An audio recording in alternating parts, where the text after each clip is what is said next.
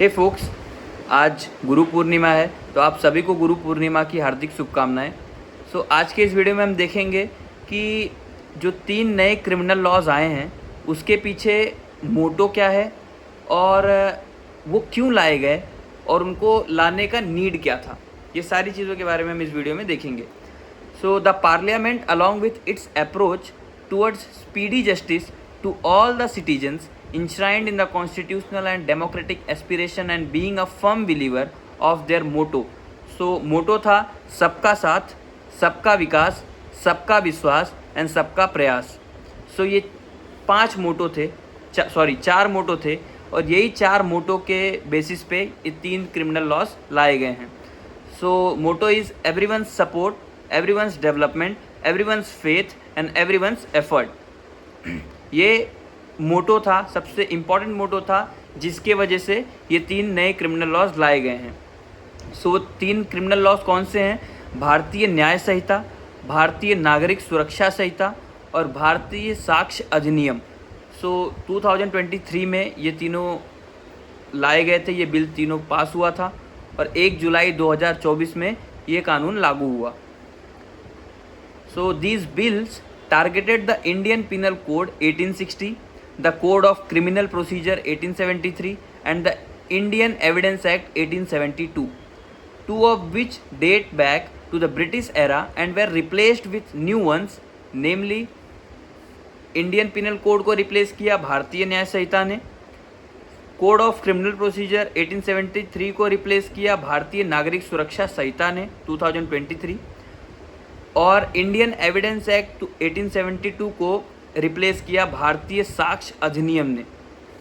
With necessary amendments and there is a effort towards getting rid of colonial era laws as well as an attempt to align towards the provision of the constitution of India. अब ये लाया क्यों गया? आपको समझ में आ गया किसने किसको रिप्लेस किया।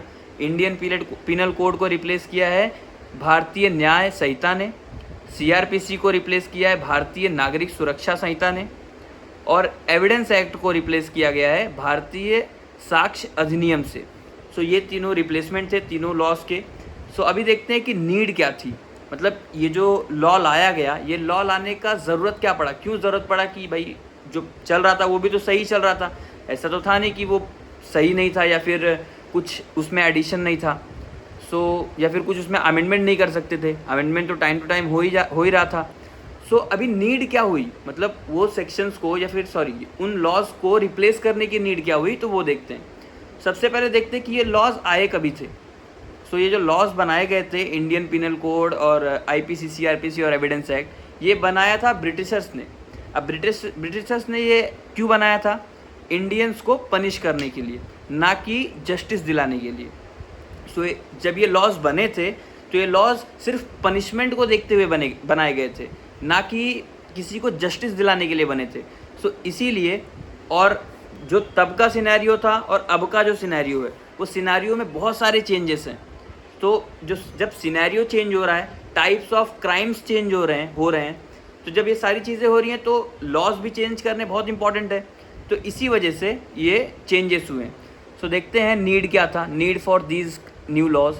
The existing laws were from the colonial era and they were the exact replica of British criminal jurisprudence. Those were designed to rule and to oppress the Indians and not to serve or provide justice but merely to punish them. जैसे मैंने आपको बताया कि ये पुराने जो laws थे वो सिर्फ पनिशमेंट के बेसिस पे बनाए गए थे, ना कि किसी को सुधारने के लिए, ना कि किसी को जस्टिस दिलाने के लिए।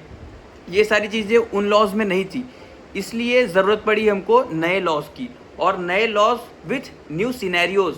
जैसे कि अभी कुछ एग्जांपल के लिए साइबर क्राइम्स हो रहे हैं, तो साइबर क्राइम ये नई चीज़ हो गई ना। वो टाइम पे साइबर क्राइम इतना नहीं होता था, या फिर क्राइम ही ये टाइप का क्राइम ही एग्जिस्ट नहीं करता था वो टाइम पे।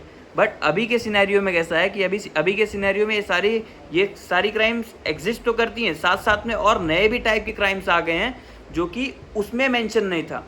बार बार अमेंडमेंट हो रहा था उसमें, और इन सब के साथ साथ उसमें तो सिर्फ पनिशमेंट की बात की गई थी, जस्टिस की बात तो थी नहीं।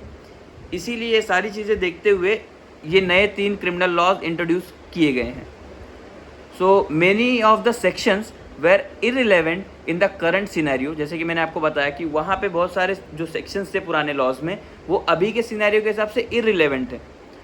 So many of the sections were irrelevant in the current scenario as we as a society have come a long way and evolved in very aspects as a society. तो जो मैंने आपको बताया कि जो पहले का जो रहन सहन था लोगों का और जो पहले जिस तरीके से लोग रहते थे उसी हिसाब से वो लॉस बनाए गए थे और उस वही सिनेरियो को देखते हुए वो लॉस बने थे. और अभी का जो सिनेरियो है, अभी का जो डेवलपमेंट है, वो डेवलपमेंट तो अलग तरीके से हुआ है, सिनेरियोस चेंज हो गए हैं. तो इन सारी चीज़ों को ध्यान में रखते हुए ये नए लॉस लाए गए हैं. One of the major need to constitute these 3 laws is to make the criminal justice more efficient. So जैसे कि जो पहले के लॉज थे उसमें प्रोसीजर इतने सारे थे, एस्पेक्ट्स इतने सारे थे कि जिससे जो जस्टिस है वो बहुत लेट मिलता था. जैसे आज अगर किसी ने कोई क्राइम किया तो उसका रिजल्ट आते आते क्या पता वो इंसान बूढ़ा भी हो जाता था. अगर उसने समझ लो 20 साल की उम्र में किसी ने कोई क्राइम किया तो उसका रिजल्ट आते आते वो बूढ़ा होके मर भी जाता है. कई सारे सिनेरियो ऐसे भी हैं, बहुत सारे केसेस हैं ऐसे. सो इसीलिए अभी का जो नए लॉज आए हैं इसमें स्पीडी जस्टिस मिलेगा. आपको चीज़ों के लिए वेट नहीं करना है. आपका जो प्रोसीजर है, जो ये कोर्ट का प्रोसीजर है वो फास्ट कर दिया गया है. इस लॉस के हिसाब से अभी जो प्रोसीजर्स है सारे वो सारे के सारे फास्ट हो गए हैं. तो अभी जो जस्टिस मिलेगा वो स्पीडी वे में मिलेगा. तो ये सारी नीड थी और ये सारे मोटो थे और ये सारा आज का कंटेंट था. So once again Guru Purnima की आप सभी को हार्दिक शुभकामनाएं. Thank you.